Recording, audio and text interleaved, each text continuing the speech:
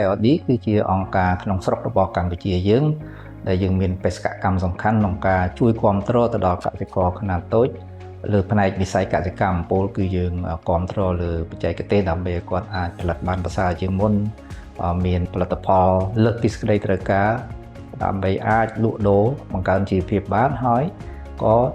ជួយដល់កសិករក្នុងការរកទីផ្សារក្នុងការជួញដូរក៏ដូចជាគ្រប់គ្រងអាជីវកម្មកសិកម្មរបស់ពួកគាត់នេះយើងសង្កេតឃើញថានៅកម្ពុជាម្រេចមានដាំនៅក្នុងខេត្តជាច្រើនទៀតនៅប្រទេសកម្ពុជាណាជាពិសេសគឺនៅខេត្តត្បូងឃ្មុំព្រះវិហារខេត្តកំពង់ធំជាដើមបាទដោយមើលឃើញអំពីទំហំផលិតកម្មម្រេចដ៏ធំធេងនៅក្នុងខេត្តអស់ទាំងនោះអង្គការជាតិក៏បានសហការគ្នាជាមួយនឹងអង្គការ HEC របស់ប្រទេសស្វីសរៀបចំគម្រោងលើកកម្ពស់វិស័យម្រេចនៅកម្ពុជាបាទគម្រោងនេះគឺយើងបានចាប់ផ្ដើមតាំងពីឆ្នាំ2016សមិទ្ធផលសំខាន់ដែលខ្ញុំមើលឃើញគឺទី1យើងបានសម្របសម្រួលឲ្យផលិតករបានន័យថាអ្នកផលិត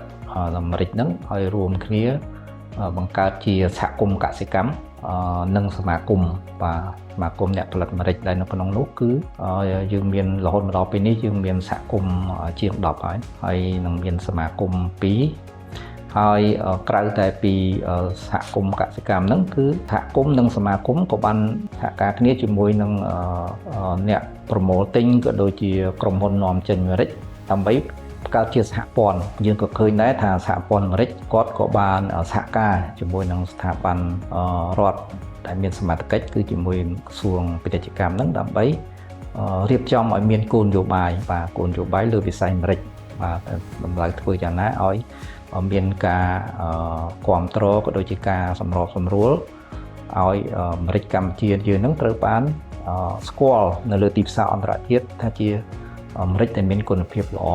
សហគមន៍របស់ខ្ញុំបានទទួលការគាំទ្រពីគម្រោងគាំទ្រវិស័យម្រេចខាងអង្គការ CID និង HEC តាំងពីឆ្នាំ2016មកម្លេះសម្រាប់ពេលនោះត្រានៃការងាប់មានប្រហែលជា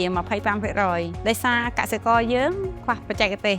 ខ្វះបទពិសោធន៍អត់មានការសិក្សាច្បាស់លាស់ហើយប្រើជីថ្នាំបច្ចេកទេសអត់ត្រូវតាមស្តង់ដារបន្ទាប់ពីមានការគាំទ្រពីខាងអង្គការខ្ញុំសង្កេតឃើញម្រេចមានការអត្រាការងាប់ហ្នឹងគឺថយចុះថយនៅ 10% ដោយសារកសិករយើងទទួលបានចំណេះដឹងក្នុងការដាំដុះនិងថែទាំបានត្រឹមត្រូវហើយមួយទៀតកសិករយើងគាត់បានប្ដូរពីប្រើប្រាស់ថ្នាំស្មៅខុសបច្ចេកទេសមកដាំជាដំណាំកម្រិត3ដើម្បីឲ្យដីយើងវាមានសុខភាពល្អសម្រាប់ដំណាំម្រេច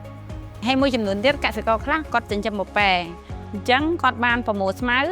យកទៅឲ្យពពែស៊ីដើម្បីបានលាមកពពែយកមកដាក់ជាជីសម្រាប់ដំណាំម្រេចកសិករមួយចំនួនគាត់បានអនុវត្តស្តង់ដារសុវត្ថិភាពអញ្ចឹងយើងបានចូលរួមចុះកិច្ចសន្យាជាមួយក្រុមហ៊ុនបានតម្លៃល្អហើយតម្លៃដែលខ្ពស់ជាងទីផ្សារគ្រួសារខ្ញុំដាំម្រេចនៅឆ្នាំ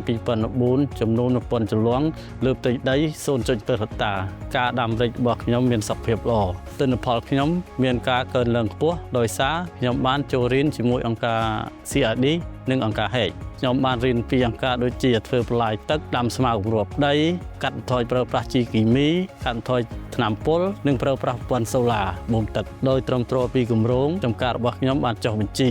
និងទទួលបានជាប័ណ្ណកសិកម្មល្អកម្ពុជាពីអគ្គនាយកដ្ឋានកសិកម្មចាប់ពីមានគម្រោងចោះជួយដល់ជាកសិករដាំម្រេចនៅក្នុងស្រុកភូមិឃើញជាកសិករយើងដាំម្រេចបានច្រើនហើយដំណាំម្រេចក៏ល្អហើយលក់បានតម្លៃថ្លៃជាងមុនសម្រាប់ខ្ញុំអ្នកស៊ីឈ្នួលបេះម្រេចឲ្យគាត់ពេលគាត់លក់បានថ្លៃខ្ញុំក៏អ្នកស៊ីឈ្នួលក៏បានតម្លៃខ្ពស់តាមដែលគាត់លក់បានថ្លៃនឹងដែរចា៎